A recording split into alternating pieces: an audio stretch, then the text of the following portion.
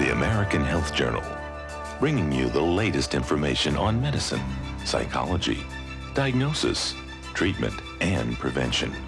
Major medical advances are made each week, and each week the American Health Journal keeps you up to date.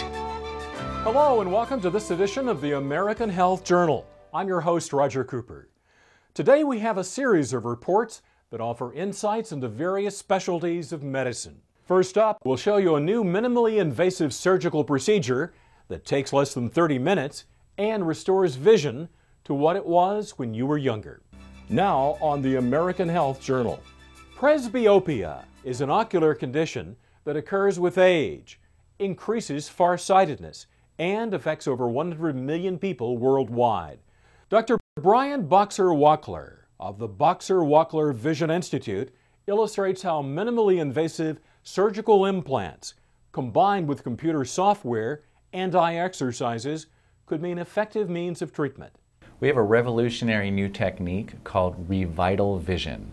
So Revitalvision has done research, many years of research, to find that there's a way to stimulate specifically the visual part of your brain, so that if you're working that part of the brain and making it work better, you actually can see better.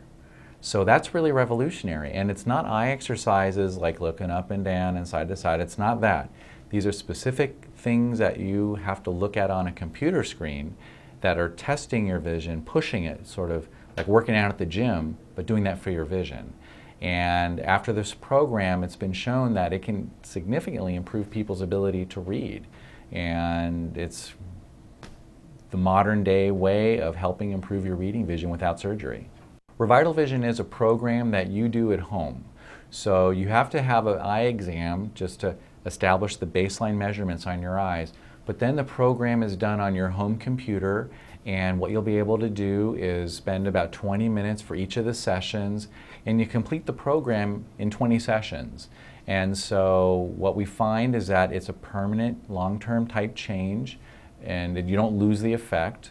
The procedure does work sort of ideally in people in their 40s, but even people in their 50s and 60s can have a benefit too. When you think about how much you've spent over the years with a pair of glasses, here you had to buy another pair, you sat on a pair, broke a pair, I mean all these glasses add up. So the Revitalvision program, which can be obtained from our office, will pay for itself easily when you consider one or two pairs of those fancy reading glasses you get.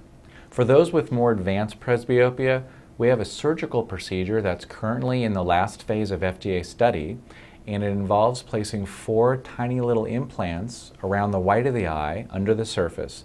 And the way those implants work is they pull back on the muscle that's inside the eye to help it establish tension so it can focus and people can see again up close. The scleral spacing procedure takes about 30 minutes to do.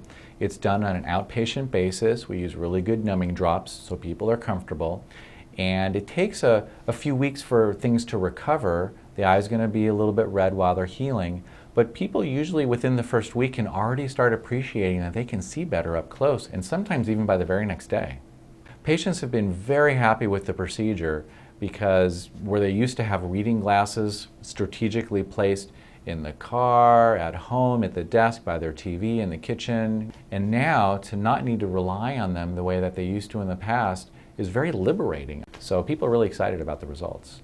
The doctor talked about how the combination of these two treatments can restore vision permanently. These treatments are going to address the problem that is age-old, which is can't read anymore. People over their 40s, some point, arms aren't long enough. What do I do? Reach for the store reading glasses.